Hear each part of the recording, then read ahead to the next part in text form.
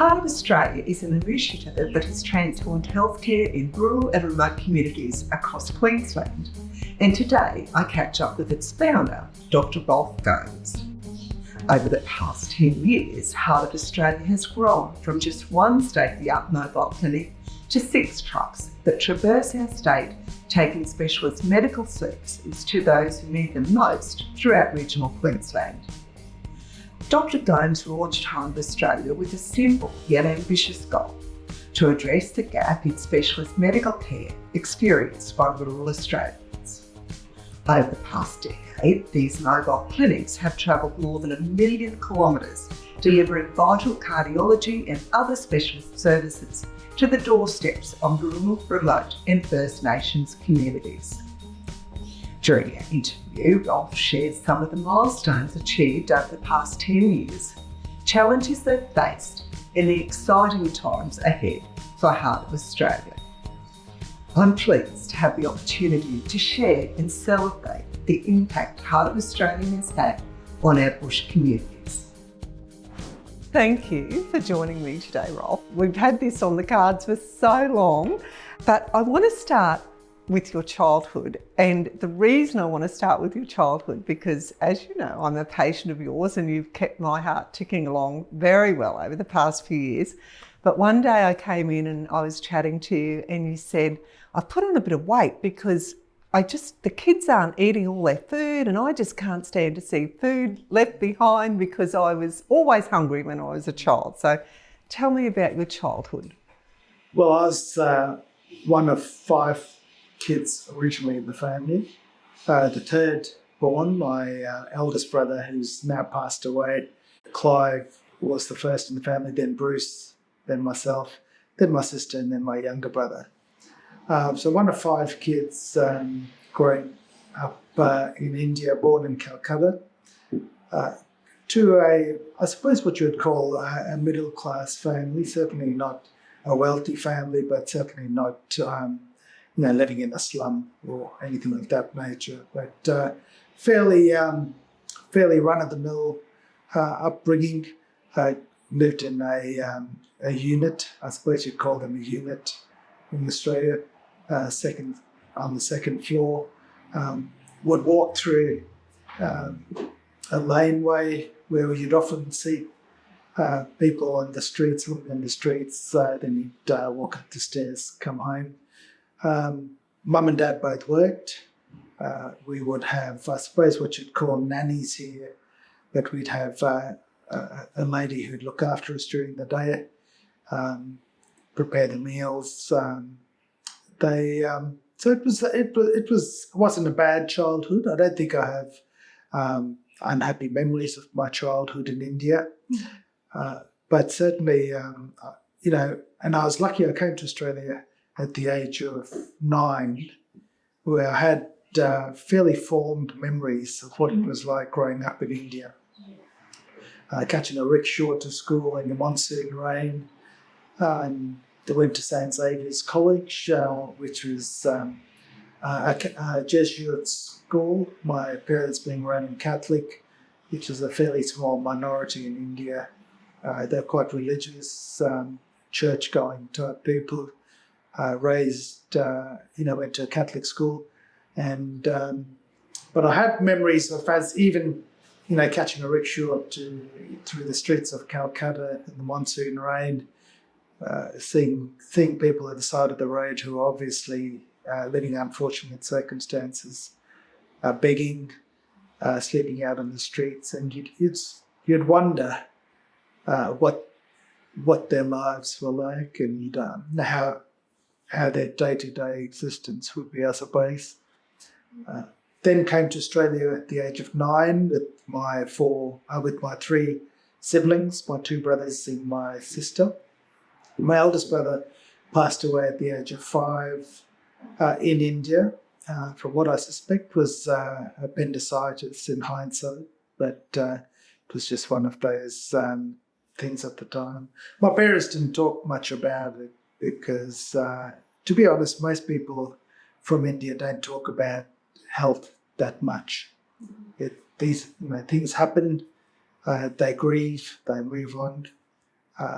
both my grandparents from my father's side passed away very early. I didn't ever meet my grandmother until the day my father passed away. If I was to ask him, how did your mother die? His answer would be she died of a coma. And so that's the level of understanding. And they don't really want to delve into it or find out too much. It's something which has happened. It's sad. There's a period of grieving and then they move on. So it's probably not a healthy thing in terms of trying to find out if there's things which run in the family. But culturally, people don't talk about illness that much. Rolf, when you because you have kids now, when you tell them the stories of how you grew up and catching the rickshaw to school in the rain, and can they relate to that at all, or do they think, oh, Dad, just embellishing the story? No, I'd love to take my kids to India sometime. They've never been. I don't think they could really imagine what it's like.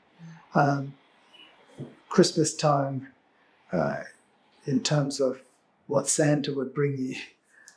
I have a memory of receiving, I wanted a toy telephone. I got this plastic red telephone and I was ringing everyone.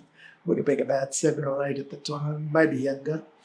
But, whatever you got, you were so grateful. If you got a kite, if you got a soccer ball, it was amazing. So I think my kids especially, they've probably grown up in different circumstances to really appreciate what they have, what other kids, probably the majority of kids around the world don't have. I think it's a good thing, because for myself personally, it sets you up for being a much happier person because you have this reference point, to really anchor what life could be compared to what you now have. But I don't think my kids really fully appreciate or would understand, I should say, what life could have been like then. I guess you do have to have tough times to appreciate the really good times. I think so. It's all fairly relative. Yeah. And even the concept of, when sometimes people say I work too hard, but my idea of hard work is very relative to, say, what I saw my father. His working life consisted of working every second weekend, working 2 jobs, myself having a job since the age of 14, working 2 jobs often. So the concept, all of these things, hard work, having enough, all of these are relative concepts. But Rolf, I just want to ask about death over there too. So do you think because of how they react to death and they, mourn and grieve and then move on and they put it in the past, do you think that's a good thing, or do you think it just, they're just burying their grief so much and they never really deal with it? No, I think they deal with it in quite a healthy way. Mm-hmm. I mean, one thing about being born in India and growing up in India is that you're very aware of your own mortality. You've got the malaria, you've got the cholera and all these things. And, things might have changed a lot since I was there last, which was 1983. So I don't want to make assumptions, but certainly back then, life was quite precarious. I, for example, had cousins pass away from malaria at the age of 16. In my dad's side of the family, they had siblings who passed away. Similarly, in my mother's side of the family, my own brother passed away from appendicitis, had all the symptoms, went to the hospital. As far as my mum tells me, they had an issue with the power supply at the hospital. They said, come back in the morning. They took him home and he died overnight from what I suspect was sepsis. So that's sort of the reality of life over there. And when you're confronted with your own mortality or made aware of it, it makes you very grateful for the time you do have. So, the joy which is experienced by people there is from other people's company. And, they don't miss out on a reason to celebrate. I went to a birthday party recently and, actually not recently, quite a few years ago when my kids were a bit younger. And I just remember the kid brought out a cake and he'd cut it up in pieces and we all sang happy birthday. And as he was passing the cake around, seeing who wanted a piece of cake, a lot of people said, oh, look, no, I'm trying to be good. I'm trying to lose weight. I'm trying to stay off the junk food. And that just wouldn't happen in an Indian party. It wouldn't happen in my house either. Yeah. It would be like, this is not the occasion to not eat the cake. So those moments where, you can celebrate, people celebrate, they enjoy themselves, and then when people pass away and die, of course it's sad, but they actually do move on, find a lot better. There's probably a greater community support network in a lot of those cultures as well. It's very unusual to go to someone's house or knock on someone's door and not be invited in for a cup of coffee, a meal. People really don't care what the house looks like. If you're there, come inside. It is what it is. So there's certain things which are very rich in those cultures, which it's not necessarily monetary wealth, but there's a richness there, and there's a joy, and there's a sense of community which we can appreciate having experienced. Yeah. So, Rolf, your mum and dad must have put a fairly or a lot of importance on education. So tell me about that, because you didn't only, you studied before you studied to become a cardiologist. Yeah, and I think that's something you can say for the Indian culture in general. There is a huge respect and emphasis on getting a good education, partly because it provides you some security later in life. There's no social security, so there's got to be a means of getting a good job. There's no pensions, so again, you need to have some means of supporting yourself. But education is something which is very valued in India, and in fact, of all the professions, teaching is probably one of the most respected professions in India. And to go to university is a huge accomplishment and something which is very encouraged. So that carried through to my parents. My parents both had university educations. When they came to Australia, of course, as my dad said, we were I think he said they were in their 40s. Came to Australia with 4 kids, 4 suitcases and $200. They were prepared to take whatever job they could get to try and feed and educate their kids. So my dad got a job in the railways. He stuck at that job till the day he died. He then got a second job working at a call centre after hours to try and pay for a few other things. But they weren't here dreaming of a Centrelink queue, put it that way. Yeah. They were here to work hard and make a better life for themselves. Mm-hmm. And similarly with my mother, she was working for Dunlops in India. Then when she came to Australia, she worked for the Wheat Board and then in superannuation. Both worked pretty hard. Enough to send us all to a Catholic school, enough to pay for the school camps and the swimming lessons, the piano lessons, but that all came with working pretty hard. Yeah, yeah. So you were led initially to study engineering. So tell me about that process of engineering to cardiology and what drew you. I loved the maths and the science, and I still do. the physics, the maths. I still find myself looking in those textbooks from time to time. So I finished my high school. I got accepted into electrical engineering at Melbourne Uni. I thought, well, if you're good at maths and science, this sounds like something which you could potentially be good at. Finished my engineering degree. Was working for a petrochemical company after that in Collins Street, 90 Collins Street. And I walked into the tea room and there's a newspaper article in the Herald Sun talking about the graduate medical course. And I was reading it and I thought, well, at the end of the day, looking back, what I enjoyed most and what I still enjoy most is just chatting to people all day.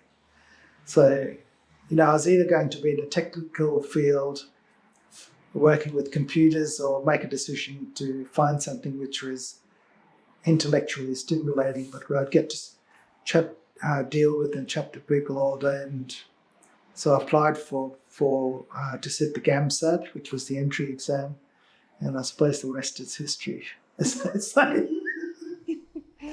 Oh, it's astonishing. And so tell me about Heart of Australia, because for me, coming from a remote location, I can understand, because I've experienced the lack of accessibility, with specialists in our region even.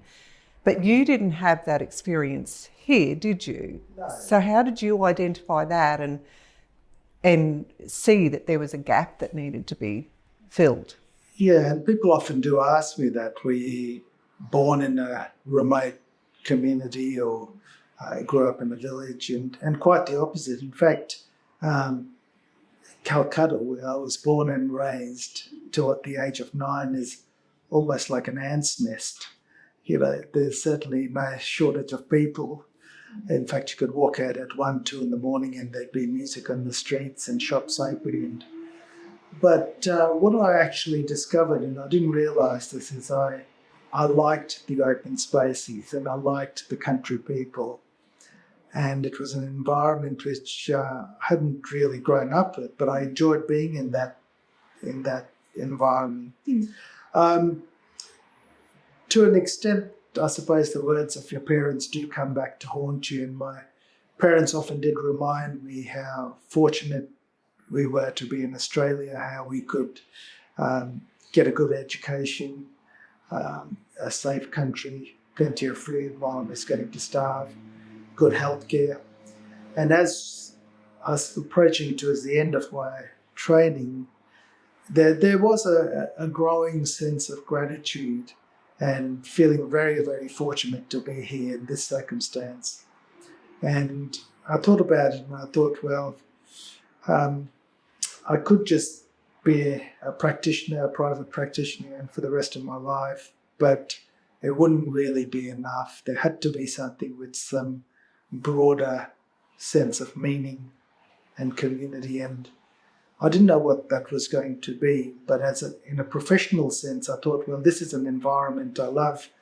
At the coalface, where you're often sent out as a junior doctor, you're experiencing some of the obvious disparities in access to healthcare. Patients coming in, we'd love to be able to do an ECG and show it to a specialist, but there were none around.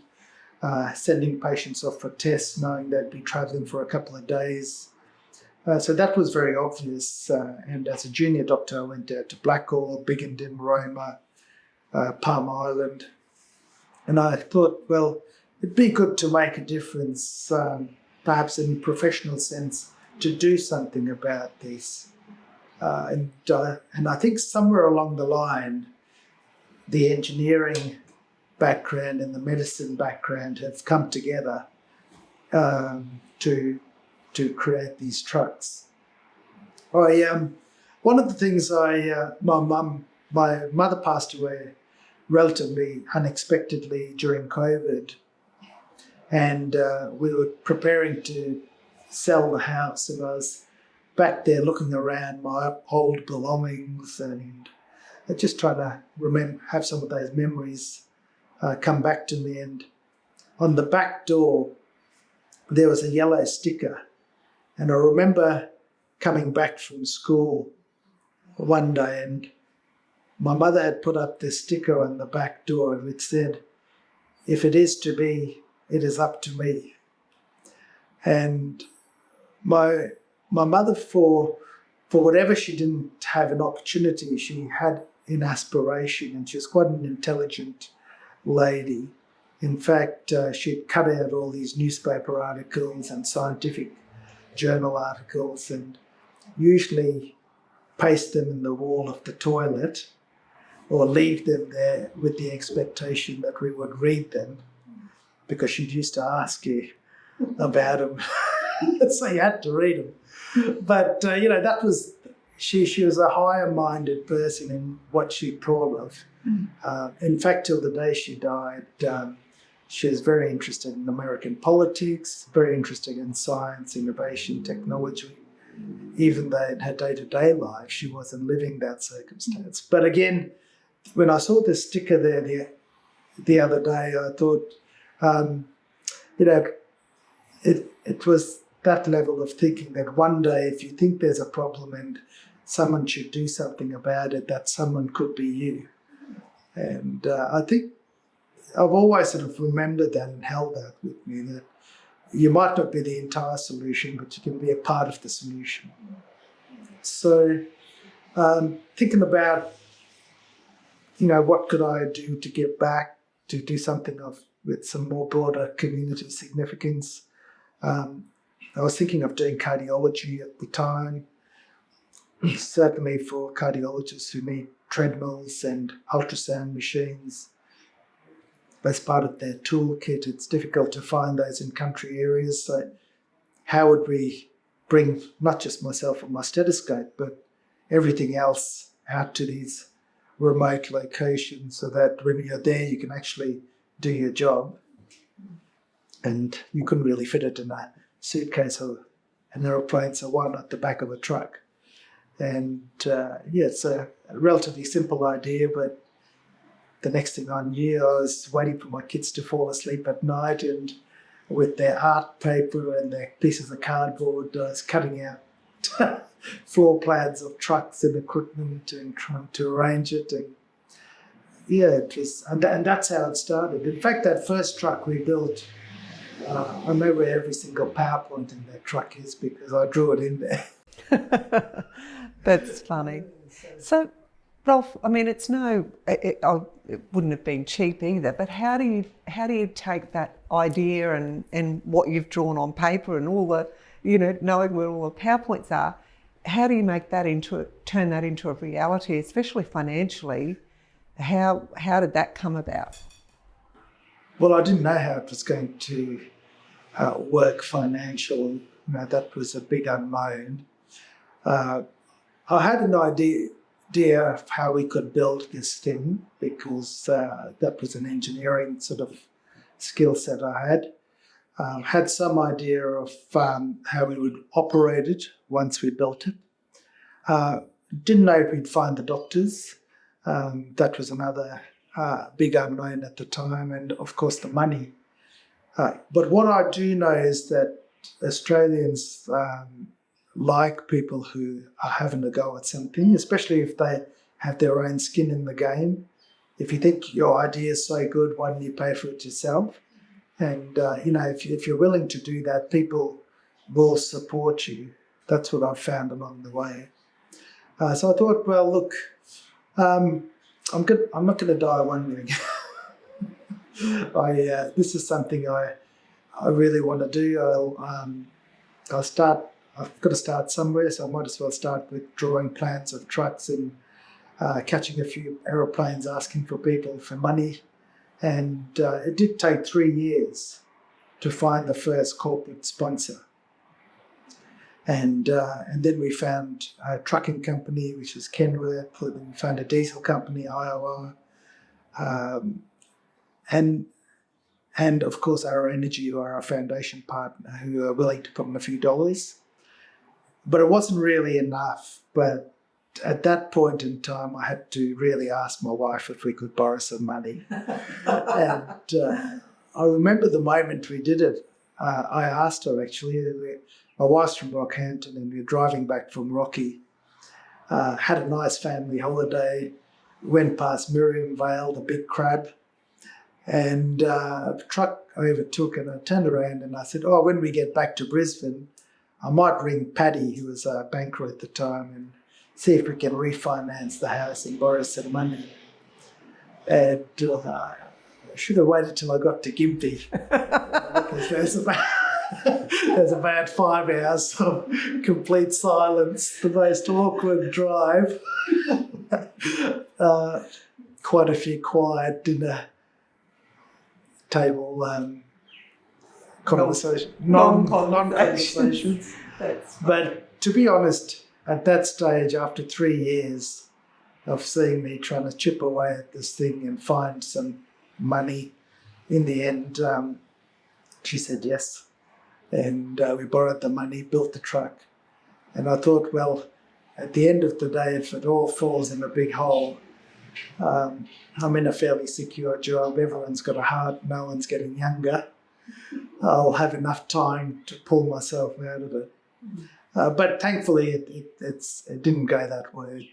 What I actually found is that people liked the fact that someone had done something. Mm. And, you'd read a lot about plans and pathways and needs analysis. A lot of people talking about problems or what they might do about it.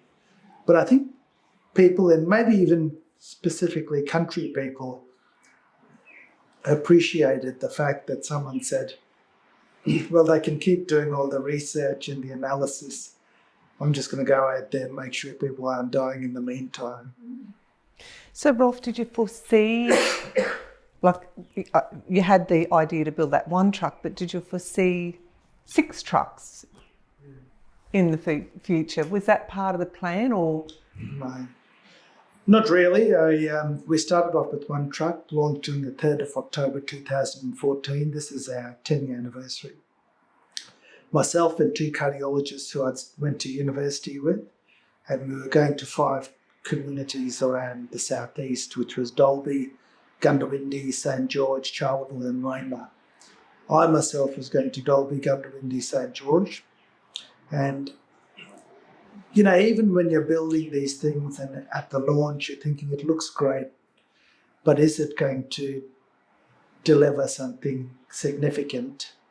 Or is it all just bells and whistles and fluff? But in the first 6 months, I had sent 9 patients off for open heart surgery. And that wasn't the minor procedures like the stents and the pacemakers. These were patients who'd had major open heart surgery from those 3 communities, Dalby, Gundawindi, St George. And I thought a lot of those patients would have never seen a cardiologist, I'm pretty sure. And probably some of them would have died unexpectedly. So I loved it because for me, I don't like doing tokenistic stuff. It has to be real, it has to be tangible, the benefit has to be quite direct. I'm a fairly simple person that way. And it was great. I thought, well, this is good. I feel like I'm doing some good in the world. I don't know if anyone else would like to help me build some more trucks. But we were starting to get a lot of letters from other communities who'd heard about the truck and saying, when are you coming up to Longreach or Blackall or Barcall and Charters Towers? And so we went from 5 communities to 12 communities. And, here's an example of the gap we were filling. The bread and butter of what cardiologists like myself see is people with chest pain. And most of those patients need to have a stress test of some sort, which requires a treadmill and sometimes an ultrasound machine. And at one stage of those 12 communities we were servicing, Rome is the only one with the basic stress testing service. And that's like the bread and butter of cardiology, and stress testing is something which was invented in the 1950s. So when you look at how we were trying to deliver some basic health equity to these communities, it was making a huge difference. And I would go through all the patient histories and look at all the patients who had things picked up in a very timely way, and especially around Christmas time each year, I'd get quite emotional because I'd be thinking, these are people who are potentially going to be spending Christmas with their families because a truck's turned into town and they walk up those stairs. So I loved it, and I still do love it because it's just so real, and it's an easy story to tell. Along the way, other partners we've brought along other partners in the journey: Toyota, Telstra, a few pharmaceutical companies, Boehringer, and it's growing. So we were trying to get another truck, and then we had a philanthropic donation of $1 million, and it still cost me just over $2 million to build a second truck. So I had to come up with some more money. Another silent dinner. Another few months of silence in the house. But I just loved it. To me, if I lost everything tomorrow, it wouldn't matter as long as I had something I was waking up passionate about. Because for me, that's the day-to-day joy in life, where the work almost becomes more fun than fun. If you could say it. So it's great. I feel like we're doing something good. It's good to see it growing. So we went from 1 truck to 2 trucks, and then 3 and 4. Now we've got 6 mobile clinics in Queensland. We've went from 5 communities to now I think 35 communities. I think there's almost 20,000 patients now referred to that premium. And when I look through all the critical presentations, maybe 850 of those patients are lucky to be alive. And you have big plans for the future too, which you've just announced. So that's right. I mean, even back then when I was thinking of what to name the program, it was never going to be the heart of Queensland, because I thought we were a big country, and these sort of geographical challenges exist all across the country, not just Queensland. It'd be great to become a national program. So recently, with the government launching the National Lung Cancer Screening Program in July next year, we've partnered with the federal government to deliver that across the country by bringing mobile CT scanners in trucks, along with all the other services we provide out into those regional and remote communities. So it means another 6 trucks. Every state in the Northern Territory will have a Heart of Australia clinic in operation, which is great. Offering more services to, different problems that people experience. Rolf, what were some of the biggest challenges that you had to overcome? Yes, I mean, probably the biggest challenge was, there's always an element of risk. There was certainly the financial risk, finding the money to do it. Medicine's a very conservative profession. It's a very traditional profession. The professional risk, is this guy just crazy? Is he going to bring the profession into disrepute? You'd have to have the personality to some extent which just didn't care about those things. In fact, people would ask me, you want to be mindful of your reputation, and I would turn around and say, what reputation are we talking about?